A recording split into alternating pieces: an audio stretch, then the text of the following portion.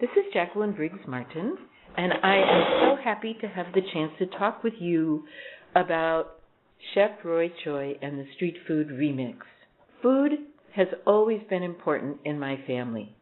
Food was a way of showing love in my family, just as it was in Roy Choi's family.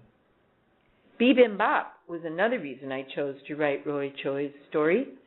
I love bibimbap, the bowl of rice and vegetables and a little bit of meat or tofu with a fried egg on top. And because I love bibimbap, I have developed an interest in Korean culture and Korean life. I also want to tell you about the research that I did to write this story. First, I read Roy Choi's book about his life, L.A. Son. Next, I read everything I could find to read about Roy Choi.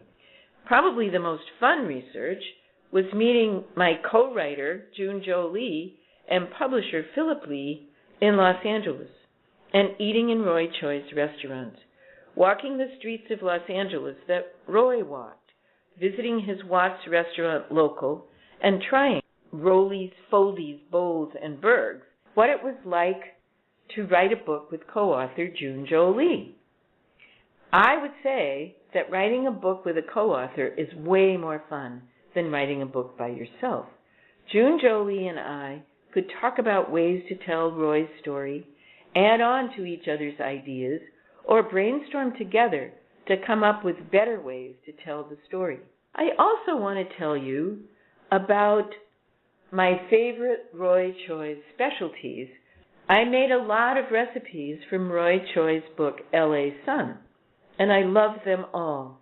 His ramen with cheese melted into it and a fried egg on top is delicious.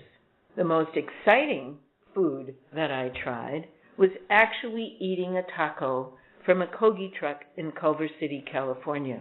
I learned about kimchi while researching this book. It is now one of my favorite foods because I love to write, and I have always loved the sounds of words. I want to talk a little bit about what young authors can do in order to improve their skills. First, read a lot. Read lots of different kinds of books. If you do that, you will get the various shapes of stories in your head. So when you are writing your own stories, you will have an idea of the beginnings, middles, and ends. You will know something about how writers give us an idea of characters, what characters might do, the various ways they can talk with each other. There is no one right way to do a story, but if you read all kinds of stories, you will know the many ways that work, and maybe you'll come up with your own new way. Second, make or find a notebook that you can use as a journal. It will help you to notice things.